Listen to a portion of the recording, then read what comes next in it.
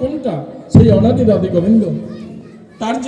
তার চরণে পড়ে, তার কাছে গিয়ে, মন্দিরে গিয়ে কাঁদো, তবেই ভগবানের জন্য কাঁদো, তাহলেই ভগবান সেই ডাক শুনবে, তবেই তো আমাদের মুক্তি হবে।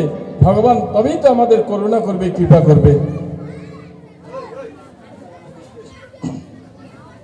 আমার মনটারে বলি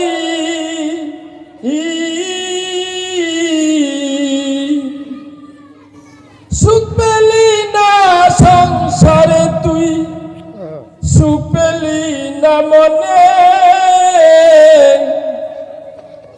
সারা জীবন কি করিলি ভেবে দেখ না মনে। আমরা এই সংসারটা তো সুখ নয়।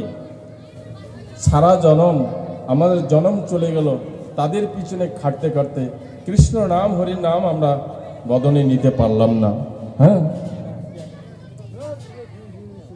তাই সুখ তো পাওয়া গেল না সংসারে, সুখ কখনো পাওয়া যায় না খুঁজিও। হ্যাঁ, তাহলে সুখ পেলি না সংসারে, তুই সুখ পেলি না মনে, সারা জনম কি করিলি ভেবে দেখ না মনে। ও তুই সুখের আশায় ঘর বাঁধিয়া বনে কাটালি, এ জীবনে দাগা ছাড়া আর কি পেলি, এ জীবনে দাগা ছাড়া আর কি পেলি। তাই আজকে আমাদের দুঃখের দিন। এই দুঃখকে অতিক্রম করতে গেলে একমাত্র ভগবানের চরণ আশ্রয় করো, সাধু সঙ্গের চরণ আশ্রয় করো, সাধু কৃপায় মুক্তি লাভ হবে।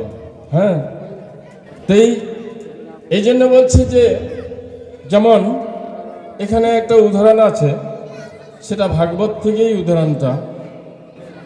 আমরা গজনক্রের কাহিনী আমরা জানি, সকলে জানেন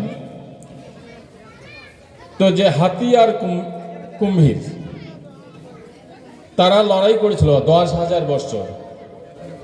তাদের পূর্বজন্মটা কি হচ্ছে?